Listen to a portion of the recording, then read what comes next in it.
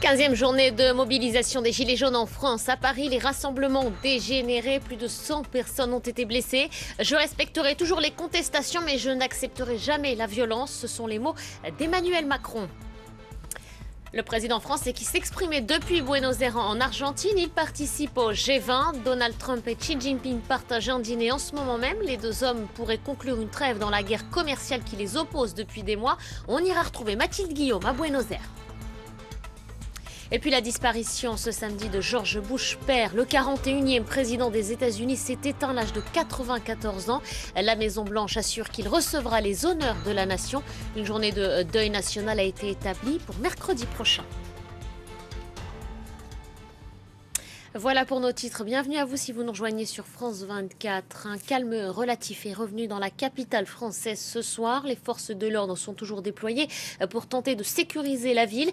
Fort du soutien populaire, les Gilets jaunes ont une nouvelle fois défié l'exécutif ce samedi. Une centaine de personnes ont été blessées, 287 interpellations selon la préfecture. Et puis des symboles de la République ont été pris pour cible. L'Arc de Triomphe a par exemple été tagué. On fait le point en images sur cette journée de contestation avec Bilal Tarabé. L'un des symboles de la capitale, Paris, entouré de centaines de gilets jaunes en colère. À quelques rues, certains d'entre eux affrontent les forces de l'ordre. Ici, d'autres s'en prennent au Palais Brongniart, l'ancienne bourse de Paris. Ici, un bâtiment en feu, près des Tuileries. Des violences se sont produites aussi dans d'autres quartiers de la capitale, au Trocadéro, à Saint-Lazare, jusque dans l'est de Paris, à la Bastille. Des échauffourées qui ont duré toute la journée. Certains commerçants ont abrité des passants sous le choc. On souffle, regardez-moi. Soufflez. Je comprends pas. Là, c'est incompréhensible. C'est incompréhensible, c'est... Les violences ont démarré ce matin autour de l'Arc de Triomphe, malgré le déploiement de 5000 policiers qui, très tôt, ont fait usage de canons à eau et de lacrymogènes. Il ne faut pas qu'ils nous prennent pour des casseurs, parce qu'il nous a provoqué. Le peuple français, il est en train de souffrir. Et là, M. Macron, il le méprise et il le prend en arrogance. Cette troisième journée de mobilisation des Gilets jaunes est la plus violente depuis les premières manifestations, il y a 2 semaines. Et pendant ce temps-là, le président de la République est à des milliers de kilomètres. Il est aux côtés des puissants de ce monde à Buenos Aires, en Argentine, pour le G20. Le chef de l'État français a donné une conférence de presse et c'est évidemment cette crise sociale qui s'est imposée pendant cette allocution. On l'écoute. Ce qui s'est passé aujourd'hui à Paris n'a rien à voir avec l'expression pacifique d'une colère légitime. Les coupables de ces violences ne veulent pas de changement, ne veulent aucune amélioration, ils veulent le chaos. Ils trahissent les causes qu'ils prétendent servir et qu'ils manipulent. Ils seront identifiés et tenus responsables de leurs actes devant la justice. Et le Premier ministre Édouard Philippe et le ministre de l'Intérieur se sont rendus ce soir dans une caserne parisienne. Ils sont allés à la rencontre des forces de l'ordre déployées dans la capitale. Christophe Castaner, qui s'exprimait plus tôt depuis le plateau de nos confrères de TF1, il faisait la distinction entre les casseurs et les manifestants gilets jaunes. On l'écoute. Parce qu'aujourd'hui, celles et ceux qui étaient là ne sont pas des manifestants, ne sont pas des gilets jaunes. Les gilets jaunes se battent pour une cause, ils manifestent, ils revendiquent et c'est parfaitement légitime. Ceux qui étaient là sont venus pour piller, pour casser, pour voler, pour blesser, pour tuer même, avec certains gestes, avec certains comportements. Pourquoi est-ce qu'ils n'ont pas voulu rentrer dans les Champs-Élysées? Tout simplement parce qu'on leur demandait d'ouvrir leur sac.